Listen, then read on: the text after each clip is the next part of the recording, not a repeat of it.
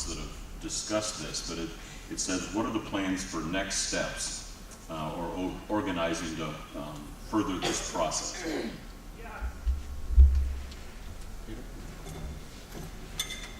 Well, I think, as you can see, this is a great start, and we're all very encouraged by the outpouring of your attendance and your concern here in Central New York, and we would like to take this show on the road.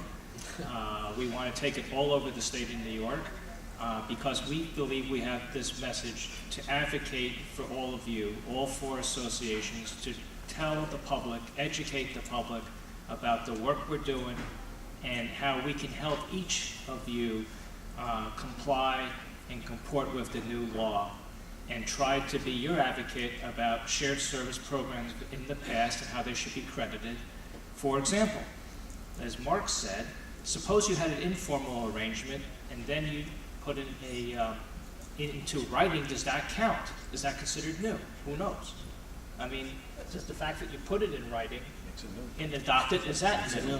All right? We don't know what the definition of efficiency plan is. If my town does a project with the school district, will that count as an efficiency plan? I would argue that any idea that saves taxpayers money, school or town, village, county, or otherwise, should count. And whether it's like in my town where we did recreation programs with the schools to save taxpayers money and use school facilities to help recreate our children, or whether it was housing the cable TV side of the school district and have the town and the school district share those services and save monies, they should all count. So the next steps, I believe, is to take this message on the road and continue to work collaboratively together and to demonstrate the effectiveness, the leadership of how important local government is to the fabric of the state of New York. I would add that we have an audience of members and we have an audience of the public, and that's what Jerry's talking about that we need to attend to. But I would hope, and I invite the four of us and anybody who would be joining us to go see the budget director, Bob Megna. And he's the one who is theoretically responsible for getting these guidelines in place, and try to have some influence over what those guidelines contain, how quickly they're rolled out, and try to make sure that we feel comfortable that these are guidelines that we can accommodate. Dave, if I could just add one thing. We at NICOM are totally committed to the mix, the Municipal Innovation Exchange, what we're going to do, and look forward to doing the things that Jerry talked about. But I also want to make sure you understand, I think this is true for each of the four associations. We understand that there's a thing called the politics of distraction, the politics of diversion, and I think that's largely what the shared service component of the tax freeze is. It's to get the public's attention off of other things, and the primary thing I would put under the other things category are state mandates that have not been relieved.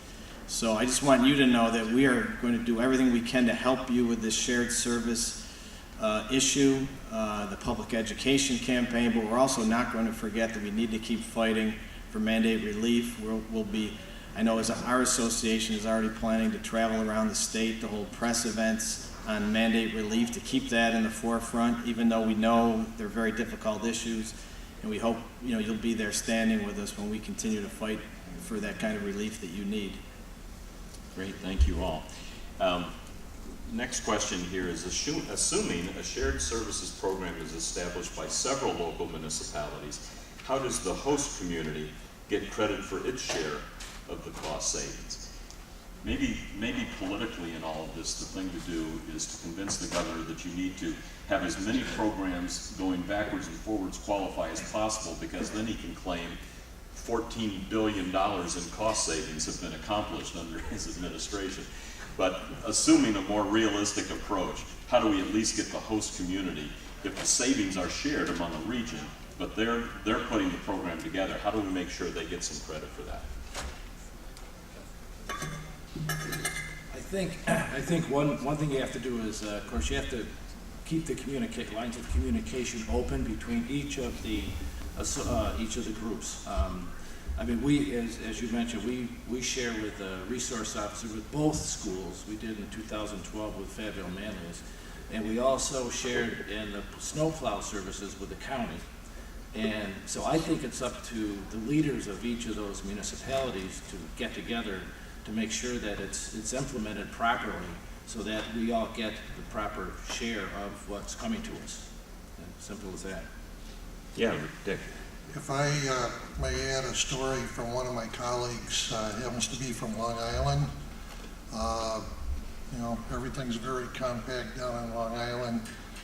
2 villages, one street divides is the border for the 2 villages. And both villages had a sewer plant, and both were kind of in disarray and they needed to do something. The 2 mayors got together and said, we'll build one plant together, and obviously it had to be in one jurisdiction. So what happened is the plant got built, so now you have one plant, makes sense. The gentleman that gave up his plant got no credit for giving up his plant in this whole charade that we're working under. And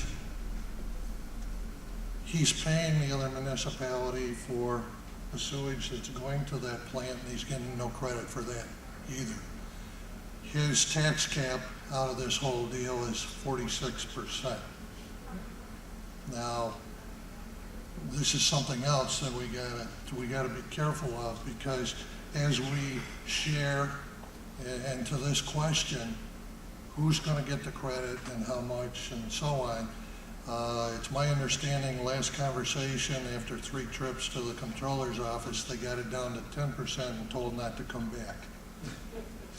I'm sorry, again, that is just flat out wrong, where these 2 folks did what needed to be done, and they just got skewered in the process. And, you know, we gotta address that situation to make sure that everybody in the shared agreement get their proper credit. I've got a really interesting theoretical political question here.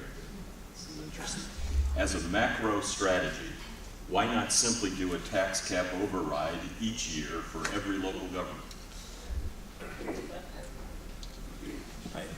When you had asked me that question originally about, you know, with the freeze, what would you anticipate for the next 3 to 5 years? I thought about that. The idea that I'm going to guess that as time goes on, we're going to see more and more school districts. Now, we go for a public vote, of course. School districts going out there seeking to pierce their cap and needing a supermajority. And that's going to have a dramatic falling out among school districts and within their communities. I don't know what the ramifications of that are going to be, but they're typically negative. Last year, there were 28 school districts that tried to pierce the cap. 10 eventually were successful. This year, 38 school districts are going to attempt to pierce the cap. Hard to predict how many are going to be successful, but it's probably going to be a smaller number than 38. And it causes a huge amount of strife within a community because of the impression that they are somehow doing something wrong. They're being greedy. They are attempting to spend too much money at the taxpayer's expense. We've been really set up as if we are overtaxing the people to provide the services that they say they want to have. So I think this is going to be a very difficult time for us years going ahead. That strategy, as appealing as it may sound, I think will make those of us who are in charge of putting those budget votes out there or taking those budget votes among ourselves, might even put us at odds with the communities that we serve. If I could add on that. Sure. The first year they came out with the property tax cap was one of our municipalities had built a new fire station. And so this was a fire protection district, not a fire district, but a protection district, which is slightly different. And so our budget itself, without that fire protection district, was under the 2% property tax cap. But if you just added that one district, which was about a 50% increase in the rate, that shot us over that tax cap. So we had no choice but to override that tax cap. it only affected one district in the whole town, and we have 3 fire protection districts. So I would get calls from people from, say, Mayor Donovan's district, says, I've got an increase in my taxes I just read. And I said, well, what district are you in? They said, Manoa. And I go, well, then you're not getting that increase. They didn't understand it. But the key point is that, to answer your question too, is the next year, in the last 2 years, we've been under the property tax cap. And I have talked to other mayors, other towns, supervisors, and they all have a just-in-case override the tax cap. Because we could send in our calculations on the budget, and it would show that we were under that 2%. Actually, last year it was 1.66, and yet they could come back with a calculation that says, oh no, you were over that. And so we're putting a contract together, agreement more or less, that says, this is a what if, and this is a definitely we're going over, so that's why we're overriding. But it is something that, in our case, because you don't have to send it out for referendum, we can make a decision by the board to do that. Someone said, why don't you do it in your organizational meeting every year? I go, that'd be real easy, but it just doesn't seem right. You know, you need to do it when you're in the budget process and follow it through at that point in time. I always